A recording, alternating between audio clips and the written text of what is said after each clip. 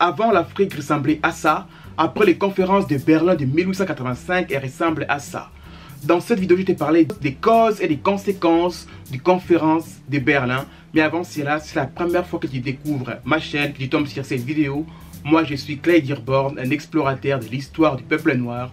Ici, je parle exclusivement de l'histoire du peuple noir. Si cela te plaît, tu peux t'abonner, partager, liker pour en savoir davantage. Voilà, c'était la petite parenthèse.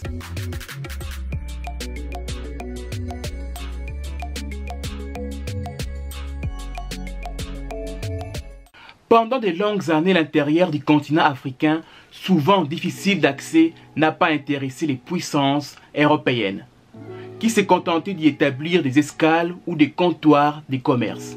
Dans la seconde moitié du 19e siècle, l'appétit des puissances européennes est stimulé par la découverte des richesses insoupçonnées à l'image des mines de diamants du Transvaal découvertes en 1867. Plusieurs raisons expliquent la convocation des conférences de Berlin. L'Allemagne a besoin de débouchés pour ses industries et des escales pour ses flottes. La rivalité fréquente entre la France et l'Angleterre dans les golfes de la Guinée.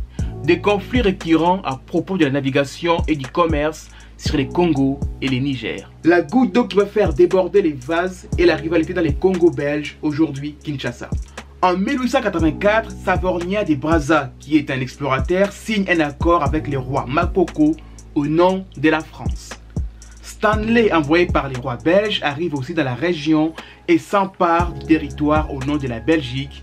Un conflit éclate entre les deux nations.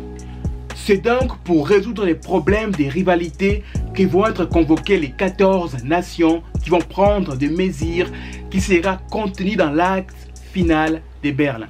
14 puissances participent au débat: l'Allemagne, l'Autriche-Hongrie, la Belgique, le Danemark, l'Empire ottoman, l'Espagne, les États-Unis, la France, la Grande-Bretagne, l'Italie, les Pays-Bas, le Portugal, la Russie et la Suède.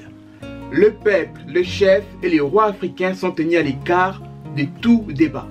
La conférence présente un ordre du jour plus important que la simple question congolaise. On y parle principalement de la liberté de navigation et des commerces, ainsi que des modalités d'installation sur les côtes. Le 23 février 1885, il y a eu des principes essentiels de la colonisation.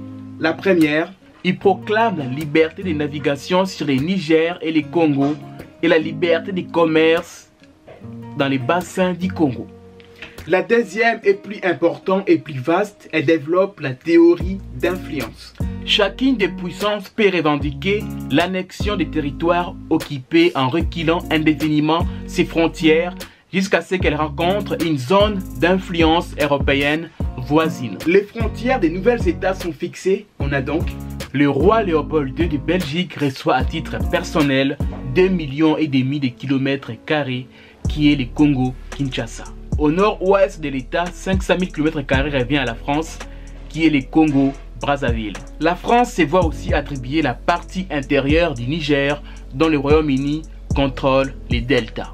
La France et l'Angleterre sont les deux privilégiés de ces partages car elles occupent plus de la moitié du continent. Les Anglais ont en plus la Gambie, la Sierra Leone, les Ghana, les Nigeria et dominent presque toute l'Afrique australe. Les Français occupent le Soudan, l'Afrique centrale et les Madagascar. L'Allemagne occupe le Togo, le Cameroun et le Tanganyika. L'Espagne s'empare du Sahara, de la Guinée équatoriale et des îles Canaries. Le Portugal s'établit en Guinée-Bissau, en Angola et au Mozambique. L'Italie s'installe en Libye et en Somalie. L'Afrique a été divisée sur du papier sans tenir compte des réalités sociologiques sur le terrain. L'Afrique a été découpée en des territoires aux frontières artificielles et arbitraires qui ont divisé et divisent encore aujourd'hui.